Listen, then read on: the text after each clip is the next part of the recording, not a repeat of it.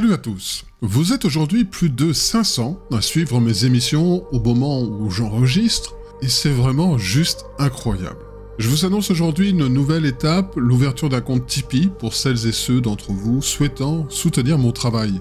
Avec ce compte Tipeee, vous avez désormais l'opportunité de contribuer de manière encore plus directe à la continuité et à l'amélioration de mes créations. Votre générosité me permettrait dans un premier temps d'acquérir du matériel plus performant pour une réalisation de contenu visuel plus qualitatif. Le lien vers mon compte Tipeee se trouve désormais dans la barre de description de toutes mes vidéos. En route maintenant pour l'exploration d'un concept des plus captivants de la spiritualité, les annales akashiques. Imaginez un instant un vaste répertoire, une sorte de bibliothèque cosmique contenant les enregistrements de toutes les expériences, pensées et événements jalonnant l'histoire de notre univers depuis ses débuts. Ces annales, cette mémoire universelle, sont ce que les adeptes de cette philosophie appellent l'akasha.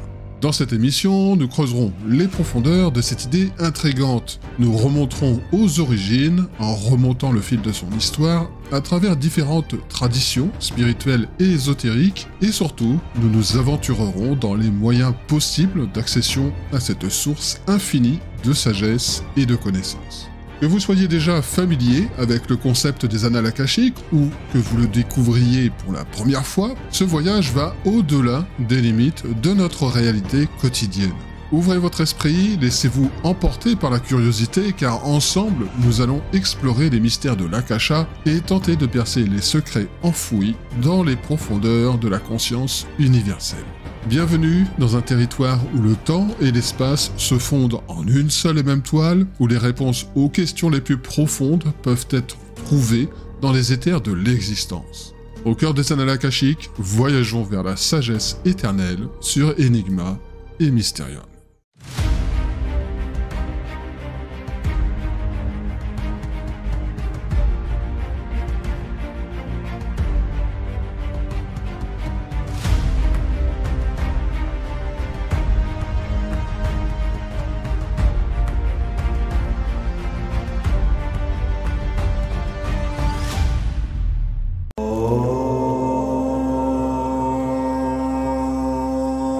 Depuis que la science existe, percer les mystères de la mémoire reste un phénomène complexe formant la trame de notre existence. La mémoire est la somme de nos expériences et du souvenir de celles-ci. Nous pourrions la qualifier de base de données, tellement cette mémoire se conçoit comme un disque dur biologique. Elle exerce notre intelligence de façon individuelle, mais la mémoire est-elle limitée à nos seules expériences, à notre instruction et autres apprentissages? Une mémoire collective s'additionnant à la mémoire individuelle est-elle possible, et si oui, où se cache-t-elle et comment y accéder? À ce jour, en 2024, tout ceci reste une croyance et ne se démontre pas sur un plan scientifique. Mais il n'est pas nouveau que la science soit à la traîne si le sujet enquêté quitte le monde de la 3D. Les annales akashiques inscrivent chaque événement, chaque détail de tout ce qui fut, qui est et qui sera. Ces chroniques d'une ampleur juste inimaginable sont issues de l'inspiration des théosophes occidentaux élaborant ce concept ésotérique à la fin du 19e siècle avec le renouveau de l'occultisme des penseurs tels que Helena Blavatsky et s'inspirant de la philosophie indienne. Helena Petrovna Blavatsky est une figure centrale du mouvement théosophique. Née en Russie en 1831, Blavatsky devient une écrivaine et une occultiste influente, fondatrice de la Société théosophique. La Société théosophique est une organisation internationale créée en 1875 par Helena, accompagnée de Henry Steele Olcott et William Quan Judge. Elle vise à promouvoir la fraternité entre les hommes, à encourager l'étude comparative des religions, de la philosophie et des sciences, ainsi qu'à explorer les mystères de l'univers. Ils examinent également les enseignements ésotériques et les traditions mystiques du monde entier. Des conférences et des ateliers ont lieu et permettent aux membres de partager leurs connaissances, leurs expériences et leurs idées avec d'autres chercheurs spirituels. Entre autres activités, la société publie des livres, des revues et d'autres documents visant à diffuser ses idées et ses enseignements théosophiques auprès d'un public plus large. En plus de ses activités d'études et de recherche, notre petit monde s'engage dans des projets caritatifs et humanitaires visant à aider les personnes dans le besoin et à promouvoir la justice sociale. Blavatsky prétend ainsi avoir des connaissances ésotériques et mystiques acquises auprès de maîtres spirituels cachés dans l'Himalaya qu'elle appelait les Masters ou les Mahatmas. Ces guides l'auraient aidé dans l'écriture de ses œuvres principales, notamment la Doctrine secrète et Isis dévoilée. Ces enseignements influencent de nombreux mouvements spirituels ultérieurs, notamment le New Age. La théosophie de Blavatsky est un mélange éclectique de philosophie orientale, de mysticisme occidental, d'occultisme et de spiritualité universelle. Elle introduit des concepts tels que la réincarnation, le karma et les annales akashiques dans la pensée de notre civilisation. Toutefois, Blavatsky est attaqué pour ses prétentions non prouvées, ses contradictions dans ses écrits et les controverses entourant sa vie personnelle. Certains accusent ses œuvres d'être des impostures ou des fabrications, bien que ses partisans les voient comme des révélations. Quoi qu'il en soit, Elena Blavatsky laisse un héritage durable dans le monde de l'occultisme et de la spiritualité, et son influence se fait encore sentir aujourd'hui. Blavatsky décrit l'Akasha comme un principe cosmique spirituel contenant l'ensemble des expériences passées, présentes et futures de chaque âme ou de chaque individu, les connectant entre eux. Alors, elle n'a pas non plus pêché ces concepts de son unique pensée. Des sources plus anciennes inspirent ses croyances, d'abord dans les traditions d'anciennes civilisations, principalement l'Inde qui considère l'Akasha comme un élément fondamental de l'univers et décrit dans les textes védiques. L'Akasha se décrit comme une toile cosmique où se tissent les expériences de chaque être. L'Akasha correspond sensiblement avec l'idée d'archive akashique dans le sens d'une bibliothèque cosmique. Mnémosyne est une figure importante de la mythologie grecque. Mnémosyne est la divinité féminine parmi les titans, la titanide de la mémoire et la mère des 9 muses, les déesses inspiratrices des arts et des sciences. Selon la mythologie, Mnémosyne est la fille d'Ouranos, le ciel, et de Gaïa, la terre. Elle se représente comme une figure maternelle gardant en mémoire tous les événements passés et transmettant cette connaissance aux muses qui à leur tour inspirent les poètes, les musiciens, les artistes et les savants. Dans certaines traditions ésotériques, Mnémosyne s'associe également à l'idée d'une mémoire cosmique ou à une sorte de conscience universelle contenant les enregistrements de toutes les expériences passées.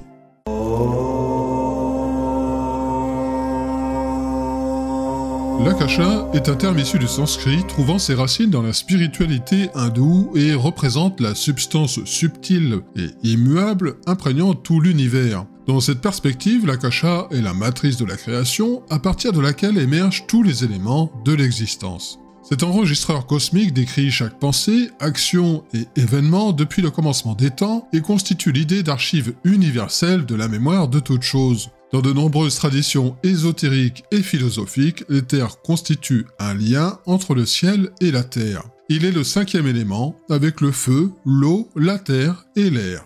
L'Akasha s'associe à l'idée d'un éther cosmique, une substance subtile et immatérielle imprégnant l'univers entier. Contrairement à la matière ordinaire, l'Akasha transcende les limites de l'espace et du temps, remplissant tous les espaces vides entre les objets et les particules, permettant la transmission des énergies cosmiques. Dans de nombreuses traditions, l'Akasha se perçoit comme une sorte de mémoire cosmique ou un champ akashique enregistrant toutes les expériences, pensées et événements qui se sont produits depuis le début des temps. Chaque action, chaque pensée et chaque émotion laisse une empreinte dans l'Akasha, créant ainsi une réserve universelle de connaissances et de sagesse. Selon certaines croyances, ceux qui ont la capacité de se connecter à l'Akasha accèdent à cette réserve par la méditation, la contemplation ou d'autres pratiques spirituelles, il est possible d'entrer en contact avec l'Akasha et de recevoir des informations, des visions ou des inspirations éclairant le chemin spirituel et personnel de l'individu. L'Akasha est une manifestation de l'unité fondamentale de toute chose dans l'univers. Dans cette perspective, il est perçu comme un rappel de la connexion intrinsèque entre tous les êtres vivants et de la nature interdépendante de toute existence. Le prana, le souffle divin, quant à lui, est l'énergie vitale imprégnant tout l'univers et vu comme la manifestation de l'âme de Dieu animant toute la vie. Le Tao représente la source primordiale et indéfinissable d'où émane toute la réalité et toute existence. Il est l'essence ultime, la base de toute chose et principe directeur gouvernant l'ordre naturel de l'univers. Dans le christianisme, le Saint-Esprit se décrit comme la troisième personne de la Sainte Trinité, représentant la présence et l'action de Dieu dans le monde. Le Saint-Esprit est une force vivifiante, inspirant la révélation divine, guidant les croyants vers la vérité et répandant l'amour et la grâce de Dieu dans le cœur des êtres humains. Ces différentes traditions spirituelles mettent en évidence l'idée d'une présence spirituelle et sacrée au sein de l'univers. La perception de la réalité au-delà de sa dimension purement matérielle se lie à toute la création. Les penseurs anciens perçoivent l'éther comme un principe divin de substance permettant aux astres de se mouvoir dans les cieux. Chez les Grecs, éther est une divinité primordiale associée au ciel supérieur, à l'air lumineux et à l'éther éthéré remplissant l'espace entre les cieux et la terre. Éther se représente comme une substance pure et lumineuse entourant l'univers au-dessus de l'atmosphère terrestre. L'éther éthéré est une substance ou une force transcendant la réalité physique et vue comme la base de toute création. C'est la substance à partir de laquelle tout émerge et à laquelle tout retourne. Éther est le fils d'Ouranos, le ciel, et de Gaïa, la terre, associé à sa sœur Héméra, la divinité du jour. Ensemble, Éther et Héméra symbolisent la lumière et le ciel diurne. Moins mentionné que les principales divinités de l'Olympe, Éther occupe néanmoins une place importante dans la structure mythologique grecque en tant que représentation de la lumière céleste et de l'éther éthéré, cet élément essentiel et subtil. Les archives akashiques sont donc une banque de données se situant sur un plan subtil métaphysique et cette lumière astrale qu'est l'akasha connecte les individus à ces archives. Nous envoyons ainsi nos mémoires dans cette bibliothèque et nous pourrions possiblement puiser des mémoires dans ces dernières. En effet, si un individu atteint l'éveil spirituel, il serait alors connecté en permanence avec ses mémoires akashiques. D'ailleurs, la représentation de ce personnage en méditation avec cette Kundalini montant vers le ciel est le dernier chakra ouvert. C'est la connexion sublime avec ses archives métaphysiques. La Kundalini est un concept issu de la spiritualité hindoue faisant référence à une énergie primordiale située à la base de la colonne vertébrale dans la région du coccyx. Cette énergie se symbolise sous la forme d'un serpent enroulé, prêt à être éveillé. Lorsque la Kundalini s'éveille, elle remonte le long de la colonne vertébrale à travers les différents chakras, ces centres d'énergie dans le corps, jusqu'à atteindre le sommet de la tête, le chakra coronal, où la Kundalini fusionne avec l'énergie cosmique ou divine. Ce processus d'éveil de la Kundalini se considère comme une étape importante dans le développement spirituel et la réalisation de soi dans les traditions yogiques et tantriques. Cela conduit à une expansion de la conscience, à une compréhension plus profonde de soi-même et du cosmos, ainsi qu'à des états de conscience altérés et d'illumination spirituelle. Cependant, éveiller la Kundalini peut être un processus intense et potentiellement dangereux s'il ne s'accompagne pas d'une pratique appropriée et de la guidance d'un enseignant qualifié. Les pratiques visant à éveiller la Kundalini comprennent la méditation, le yoga, la respiration consciente et d'autres techniques énergétiques. Imaginez alors l'univers comme un immense disque dur composé de substances éthériques. L'akasha de chaque pensée, chaque émotion, chaque événement s'enregistre dans cette substance primordiale cosmique, transmettant le temps à l'espace. Cette métaphore suggère une organisation titanesque où chaque expérience s'archive soigneusement, prête à être consultée à tout moment. La mémoire n'est ainsi pas simplement une caractéristique de l'esprit humain, mais le fondement même de notre existence. Les annales akashiques suggèrent que la mémoire ne se limite pas aux seuls individus, mais est une caractéristique inhérente à l'univers lui-même dans son ensemble. Chaque entité, consciente ou non, contribue à la constitution de cette mémoire cosmique. Chaque cellule de notre organisme possède en lui un corpus de données et des éléments constitutifs considérés comme étant une mémoire en ce sens où l'univers est un disque dur géant stockant toutes les informations.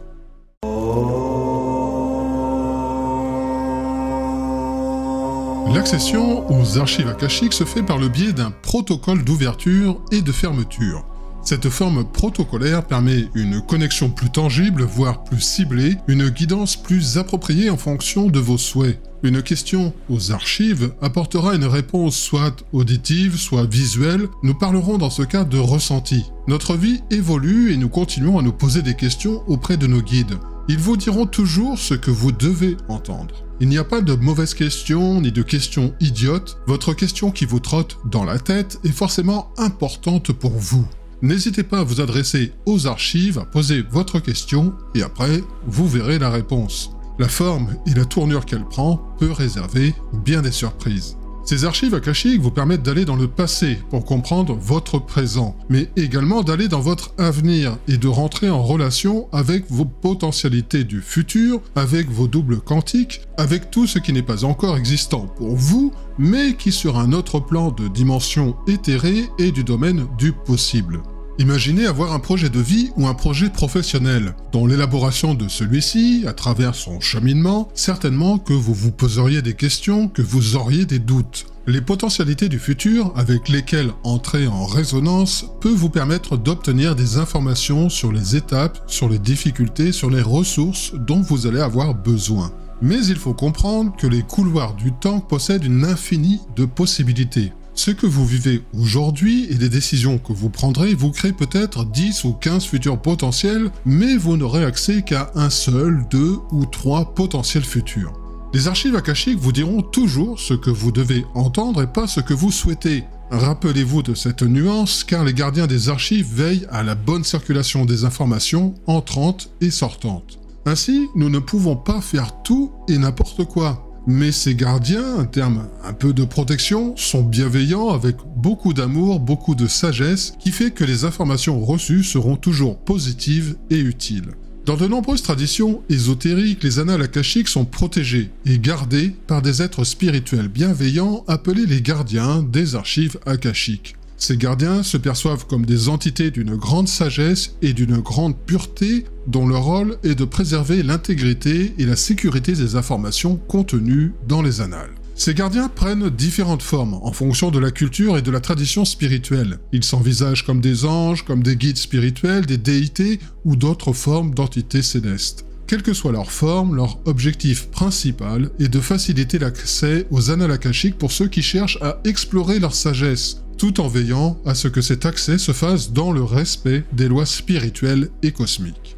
Les gardiens des archives akashiques sont des êtres bienveillants et compatissants, prêts à offrir leur guidance et leur protection à ceux qui se tournent vers les annales, dans un esprit de recherche de vérité, de croissance spirituelle et d'illumination, donc les prochains chiffres de l'euro-million, c'est mort. Ils jouent également un rôle dans la protection des chercheurs, contre les dangers potentiels liés à l'exploration des royaumes spirituels et métaphysiques.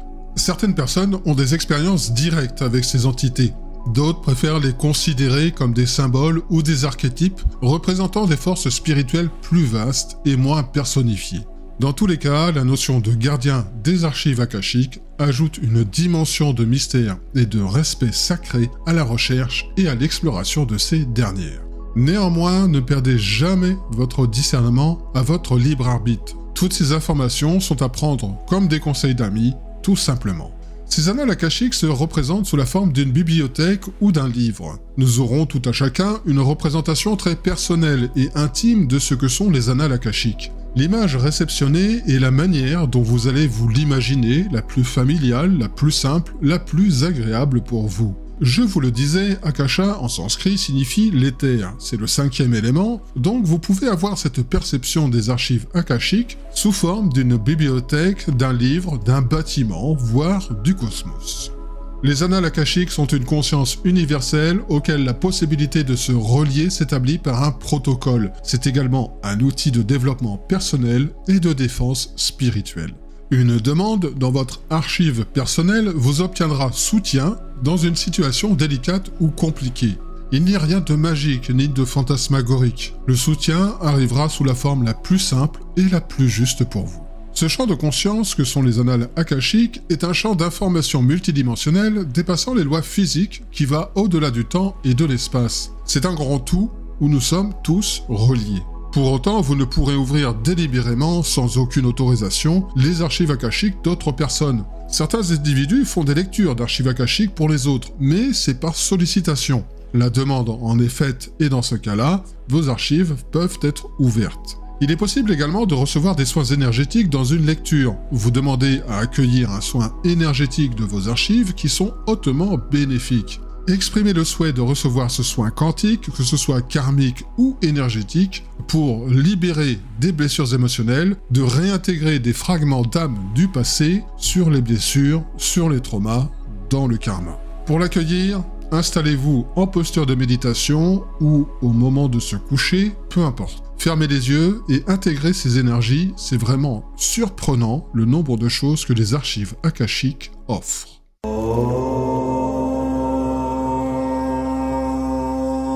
Les annales akashiques représentent l'empreinte mémorielle de la vie à travers toutes les formes d'existence au sein de notre univers palpitant de vibrations. Chaque action, pensée et émotion, la moindre parole émise par un être humain, engendre des ondes se propageant dans l'univers. Tel un écho qui ne s'efface jamais, ces vibrations se gravent sur un plan cosmique, cette toile invisible que l'on nomme Akasha.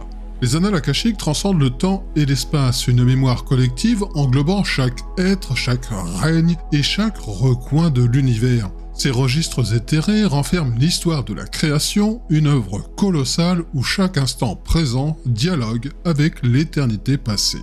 Comment accéder à ces archives du cosmos? Comment initier cette sagesse et cette connaissance? Les réponses se cachent dans les méandres de l'esprit et dans les états de conscience les plus profonds. Certains érudits mystiques et visionnaires traversent les voiles du temps pour accéder à ces connaissances, révélant ainsi leur passé et les avenirs possibles. Les annales akashiques nous invitent à contempler notre passé, à comprendre notre présent et à entrevoir les futurs potentiels.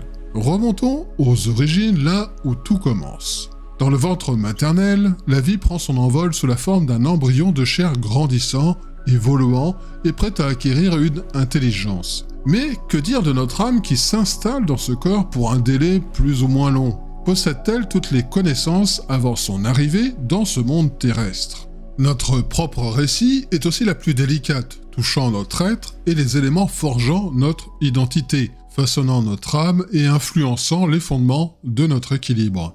La quête de notre histoire personnelle et l'assimilation de ses enseignements exigent une foi en la réincarnation.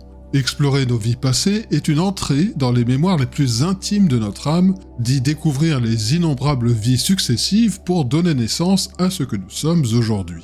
Expérience passée et choix présent ouvrent la voie à une nouvelle destinée composée de potentiels futurs. En accordant du crédit à la réincarnation, nous acceptons l'idée de l'entrelacement de nos existences, les leçons du passé interagissent dans notre présent. Sommes-nous les témoins amnésiques des épopées anciennes ou les acteurs en perpétuel mouvement d'un récit en constante évolution? Notre histoire se révèle peu à peu à nous, nous offrant une nouvelle saison dans une vie à façonner. Notre existence est un chapitre parmi tant d'autres inscrit dans la trame du temps.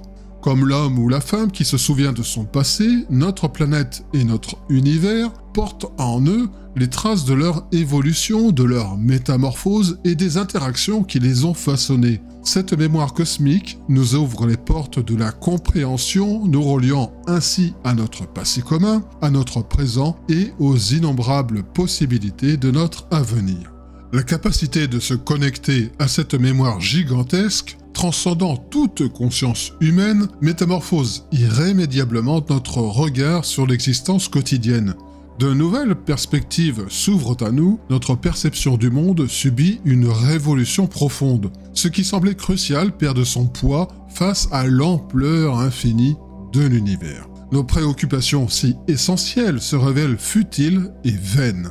Cependant, cette transformation n'est pas négative. Au contraire, c'est une distanciation bienveillante que nous adoptons vis-à-vis de l'aspect illusoire et passager de notre monde présent. Notre perception évolue et notre réalité quotidienne cesse d'être un point de repère immuable. Nous consultons cette mémoire immense avec un regard non humain, étranger à tout jugement. Un problème majeur surgit alors, celui de l'équilibre. Comment préserver notre équilibre intérieur lorsque la perception de notre identité se trouve bouleversée? Ce qui était autrefois considéré comme le réel n'est plus et ne sera jamais notre réalité désormais. Cette nouvelle perspective remet en question les fondements même de notre existence. L'acceptation est la clé pour continuer. Accepter de jouer le jeu de ce monde et de ce temps présent. La tentation est grande de se laisser emporter par un sentiment de puissance, de se croire investi d'une sagesse supérieure, d'être sur le chemin d'une certaine initiation. Il est essentiel de se garder des pièges de l'ego et de la vanité. Selon les Grecs anciens, avant de s'incarner, les âmes boivent l'eau du Léthé. Le Léthé est une rivière des enfers, le royaume des morts s'associant à l'oubli et à la mémoire. Selon la croyance, les âmes des morts boivent l'eau du Léthé avant de renaître ou de passer dans l'au-delà. Cette eau provoque l'oubli des vies antérieures et des souffrances passées, permettant ainsi aux âmes de commencer une nouvelle existence sans le fardeau des mémoires passées. Le Léthé est l'une des 5 rivières des enfers, les autres étant le Styx, la rivière de la haine, l'Archéron, la rivière de la douleur, le Cocyte, la rivière des lamentations, et le Phlegéton, la rivière de feu. Chacune de ces rivières joue un rôle spécifique dans la mythologie grecque et dans les croyances sur l'au-delà et le jugement des âmes. L'amnésie est ainsi une loi naturelle ou divine de protection, nous permettant d'aborder la vie avec un nouveau départ, un parcours de vie à créer. Se souvenir de chaque détail, des blessures passées, des regrets et des triomphes, nous emprisonnerait dans un labyrinthe émotionnel, nous éloignant du présent et nous empêchant de vivre pleinement. L'oubli, dans son essence, est une bénédiction. Le concept d'annales akashiques évoque un plan cosmique, une mémoire universelle où toutes les actions, émotions, pensées et événements s'enregistrent. Cette bibliothèque cosmique renferme les récits de chaque être vivant, de chaque époque et de chaque univers. Elle se situe au sein d'un plan ou d'une dimension supérieure, transcendant le temps et l'espace tels que nous les percevons. Elles deviennent alors accessibles à travers des états de conscience élevés, des pratiques spirituelles spécifiques ou des expériences de perception altérées. Le domaine de la physique quantique nous explique l'existence de concepts tels que l'intrication et l'information quantique, suggérant un univers interconnecté d'une manière qui dépasse notre compréhension actuelle. Certains chercheurs spéculent sur la possibilité d'un champ d'information universel où toutes les données de l'univers se stockent sous forme de code quantique. Nous vivons dans une ère où le stockage de l'information sous forme numérique est omniprésent. L'utilisation de disques durs, avec de plus en plus de places de stockage et de vitesse d'exécution, des clouds et d'autres supports numériques stockent d'énormes quantités de données. Alors pourquoi pas envisager que l'univers lui-même possède un mécanisme de stockage? Le principe holographique est une proposition importante dans le domaine de la physique théorique. Son idée fondamentale est que les informations sur un volume tridimensionnel d'espace s'encodent entièrement sur une surface bidimensionnelle qui l'entoure. Autrement dit, tout ce qui se passe à l'intérieur d'une région de l'espace se décrit par les données contenues sur sa frontière. Ce principe a des applications profondes pour notre compréhension de la structure de l'espace-temps et peut-être même pour la nature fondamentale de la réalité elle-même. Cependant, sa validation empirique et son application à des modèles concrets de l'univers restent des sujets de recherche actifs dans ce domaine.